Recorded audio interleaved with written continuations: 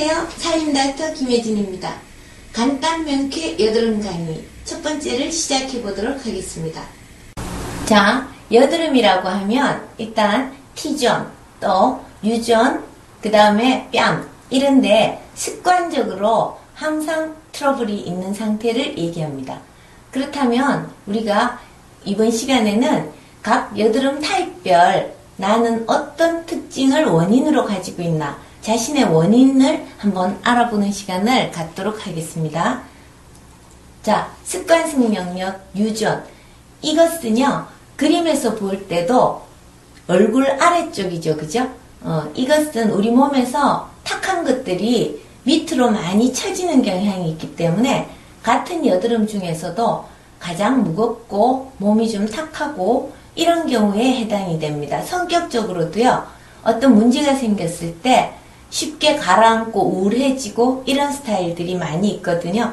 그래서 가장 무거운 것들이 아래로 가라앉는 경향이 있기 때문에 실제로 다른 T존이나 뺨의 호발 부위를 가지는 여드름 타입에 비해서 훨씬 더 환웅이 크고 또 응결도 크고 심각한 경우가 가장 많은 케이스입니다. 실제로 한번 보시더라도요, 이렇게 많이 좀 이 호발한 여드름 크기나 숫자나 이런 것들이 심각하고요. 환웅도 굉장히 많은 경우입니다. 자, 그 다음 습관성 영역 T존, 이마 쪽이죠. 그러면 얼굴에서 어느 쪽이에요? 위쪽이라고 볼 수 있겠죠. 이런 분들은요, 성격적으로 어떤 문제가 생겼을 때 좀 화르륵 끓어오르거나 좀 화가 많거나 그런 분들이 이쪽에 해당이 된다고 볼 수 있고요.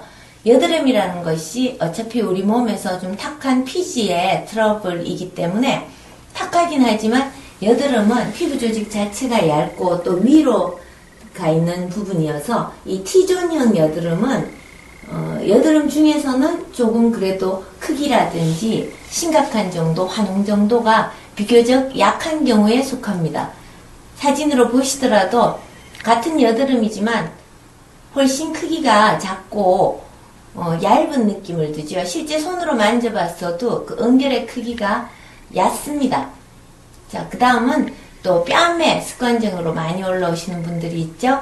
이런 분들은 위도 아래도 아닌 갈등형, 그러니까 좀 정체형, 그 다음에 화가 나도 속으로 왜 이렇게 간직하고 있는 스타일이라고 하잖아요. 완전히 화를 뿜어내지도 않고 울지도 않고 화가 갇혀있는 상태죠. 이런 경우는 사진으로 보시더라도 이렇게 중간에서 많이 다양한 케이스들이 올라오는 것이 있기 때문에 이 경우에는 환웅도 있을 수 있고 응결도 있을 수 있고 또 발진도 있을 수 있고 굉장히 혼재한 경우가 많습니다. 여드름이라고 하면 일단 이 세 가지 타입 중에 하나의 지속적인 어떤 트러블이 있으면서 그 다음으로 이제 우리가 한 가지 더 알아볼 원인은 직접적으로 내장과 어떤 연관이 있는가 하는 점인데요. 자, 한번 보시죠. 습관성 영역이 코다. 나는 기본적으로 여드름, 유존, T존 또는 뺨 이런 데에 약간씩 여드름이 항상 있으면서 특히 코가 너무 문제다. 이건 뭐냐면 코는 한의학적으로 소화기 염증, 즉 열이 있고 습이 있고 그래서 습열형이라고 부르는데요. 이런 경우에 해당이 됩니다. 그래서 소화기가 좋지 않고 올라오는 것이어서 대표적으로 코는 여드름이 아니어도 주사비라고 해서 술 많이 드시는 분들, 그죠?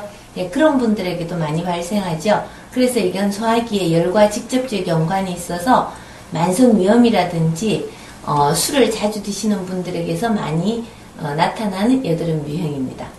그 다음은 코 아래, 대개 변비라든지 대장에 문제가 있는 경우 그런 분들에게 많은데요. 지금 여기에서 유의해서 보실 점은요.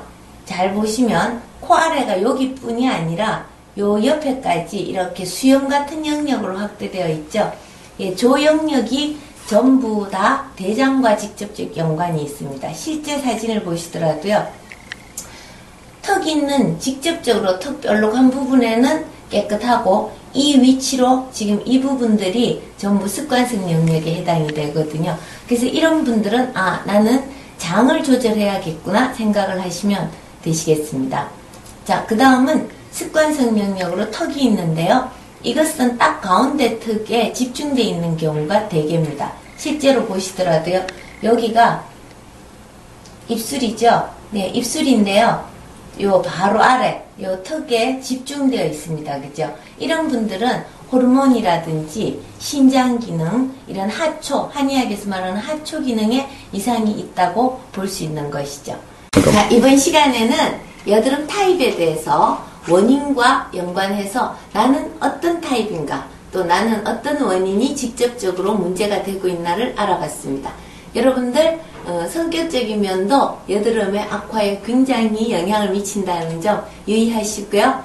다음 시간에는 각 타입별로 어떤 특징을 가지고 그 특징이 어떻게 악화되는가, 그것을 어떻게 하면 진정시킬 수 있나 하는 점에서 여드름 하나하나의 특징을 알아보도록 하겠습니다.